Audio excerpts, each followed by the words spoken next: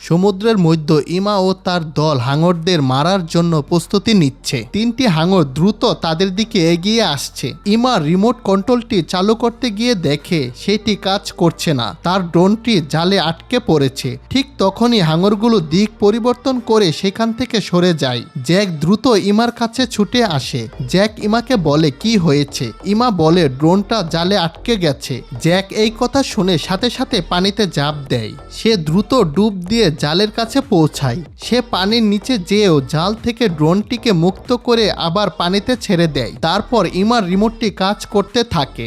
Jack পানির উপরে উঠে আসে। ঠিক তখনই চারদিক থেকে হাঙরগুলো তাকে ঘিরে ফেলে। উপরে থাকা বন্ধুরা আতঙ্কে চিৎকার করে যেন সে উপরে উঠে আসে। সে 2 হাতে 2টি বোমা ধরে মুহূর্তের মধ্যে 2টি হাঙরের মুখে ঢুকিয়ে দেয়। এক বিকট বিস্ফোরণে জ্যাক সহ হাঙরগুলো ছিন্ন বিচ্ছিন্ন হয়ে যায়। তার বন্ধুরা হতবাক হয়ে পড়ে, কান্নায় ভেঙে পড়ে। বন্ধুরা, ভিডিওটি ভালো লাগলে অবশ্যই চ্যানেলটি সাবস্ক্রাইব করে পাশে থাকবে।